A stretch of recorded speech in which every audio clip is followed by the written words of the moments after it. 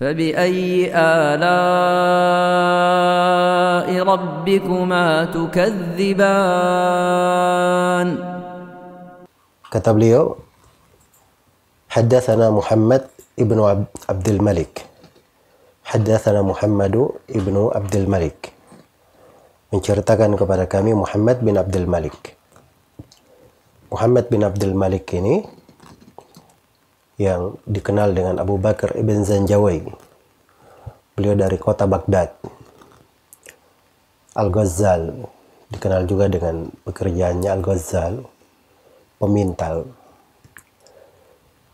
Beliau ini tetangga Imam Ahmad dan kawan dari Imam Ahmad rahimahumullahu ta'ala. Wafat pada tahun 258 Hijriah. Al-Ghazzal itu khirfa, pekerjaan, dinisbatkan kepadanya atau dipakai oleh sejumlah ahli hadits. Karena itu disebut oleh As-Sam'ani di dalam kitab Al-Ansab tentang nisbat Al-Ghazzal. Itu pekerjaan ya, karena sejumlah ahli hadits seperti akan datang nanti Abu Awana Al-Bazzaz, ya tukang tenun. Demikian pula beliau biasa menenun dari kain ya kalau Abu Awana. Kemudian ada Al-Hulwani, Al-Hasan bin Ali Al-Hulwani, penjual kue manisan. Ada Abu Saleh As-Samman Az-Zayyad. Abu Saleh As-Samman Az-Zayyad. As-Samman penjual mentega, Az-Zayyad penjual minyak. Iya. Itu jenis dari pekerjaan yang ditekuni oleh sejumlah ahli hadits. Itu tidak bertentangan ya dengan makna seorang ahli hadits, seorang belajar, seorang menuntut ilmu. Dan dia juga dikenal dengan sebagian kegiatannya, pekerjaannya. Karena seorang bekerja itu hidup, itu keperluan setiap manusia, adalah bagian dari kehidupan. Yang menjadi masalah itu kalau dia terlalu condong kepada dunia meninggalkan akhirat, itu yang menjadi masalah.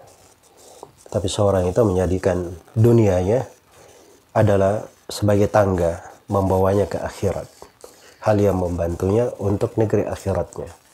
Wabtaghi fima atakallahu ad-daral akhirah wa la tansa nasibaka minad dunya. Carilah apa yang Allah datangkan kepadamu dari kehidupan akhirat, tapi jangan lupa bagianmu dari kehidupan dunia. Baik, kata Abu Bakar bin Zanjawi, Muhammad bin Abdul Malik, haddatsana Abu Ali Al-Hanafi.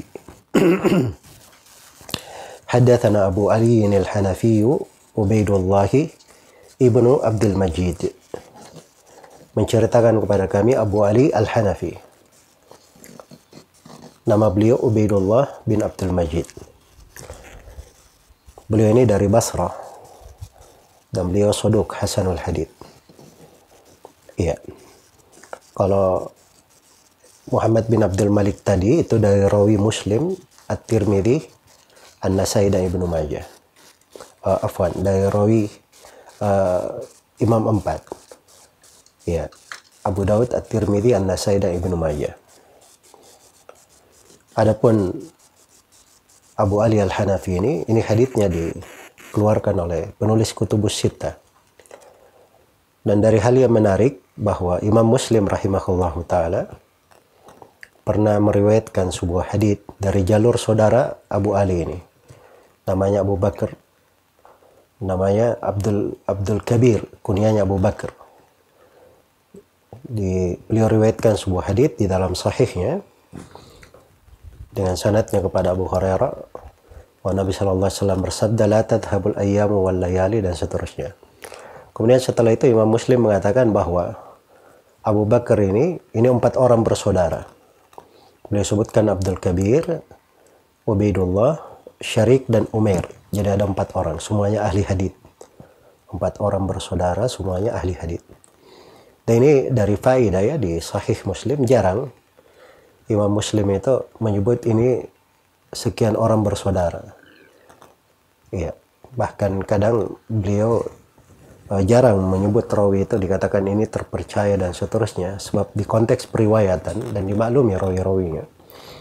Tapi ketika Imam Muslim menyebutkan mereka 4 orang bersaudara, maka ini dari salah satu faidah tersembunyi di dalam Sahih Muslim. Iya, nah itu disebut di kalangan para ulama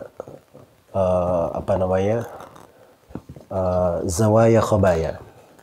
Di sudut-sudut itu ada hal yang tersembunyi. Nah, yang tersembunyi itu dari faidah-faidah yang kadang orang tidak gampang untuk menemukannya. Jadi beliau ini 4 orang bersaudara. Ubaidullah, kunyahnya Abu Ali. Yang kedua Abdul Kabir, dan kunyahnya Abu Bakar. Yang ketiga Syarik, dan yang keempat Umair. Dan 4-empatnya ahli hadits. 4-empatnya ahli hadits. Baik. Itu dari hal yang indah sebenarnya dalam sebuah keluarga bersaudara, semuanya adalah orang-orang yang berilmu, ahli di dalam hadits, mengukir sejarah di tengah umat.